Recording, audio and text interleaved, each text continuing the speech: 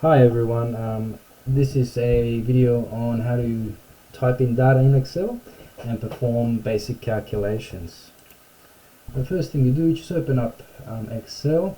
We're going to leave a template that we'll ignore and we'll just go into a blank Excel sheet. As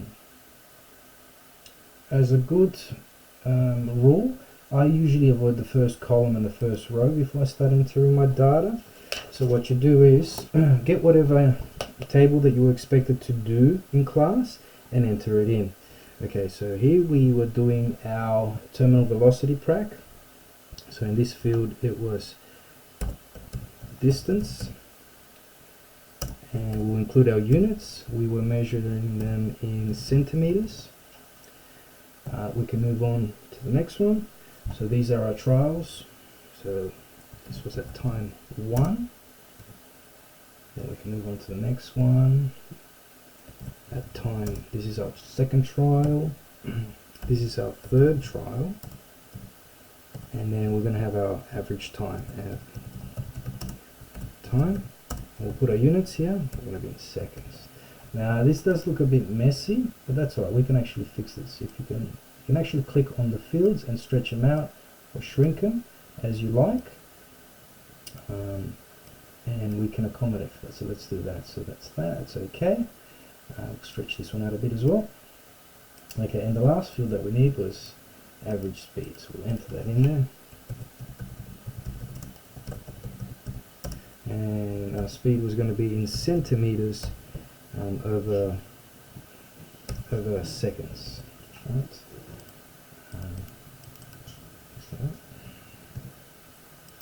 Stretch that out.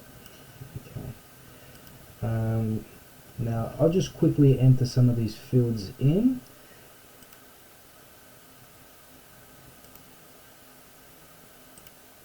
Okay, this one is 0.97, 1.05,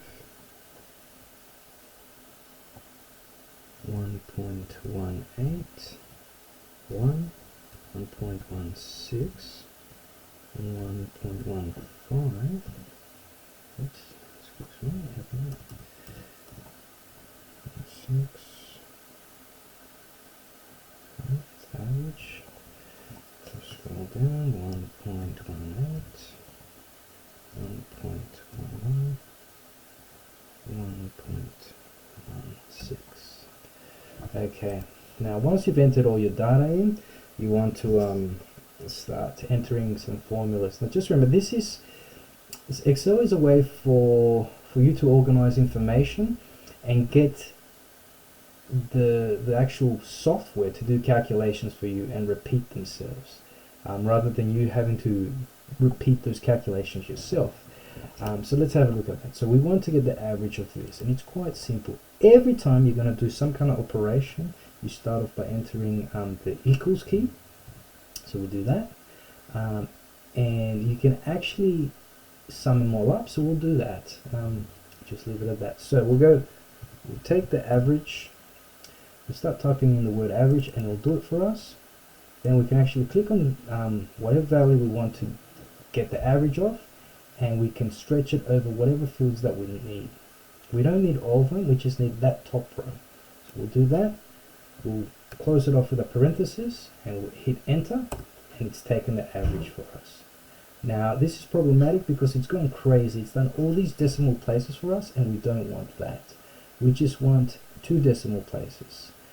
And the way we can do that, if we go up here, we can actually reduce the decimal places that we need. So we need just 2. Scroll down, down, down. So that's 0.42, and that's all we need. Now the beautiful thing about Excel is once you've done that calculation, it's got this little tab here that you can drag down, and it'll do the same for all of these values. So let's do that and make our life very simple.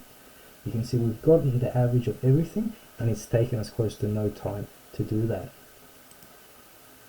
Okay, the other thing that is required of us here is this. We can actually get average speed. Now, average speed is just it's just a value that tells us the rate of how something moves over some time period, and that's exactly what we're going to do.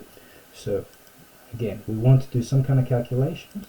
We will press equals, and we'll start with a bracket. We're going to say that the distance divided is given by the slash, the average time, brackets, enter, gives us the speed. Here we've got 120 centimeters per second, and we can do that again. We just drag this along and it repeats that calculations. Again, when we're first faced with these awkward numbers, we can just diminish them using this function here, and here we'll drop it down to 2 decimal places because that's the time that we were using.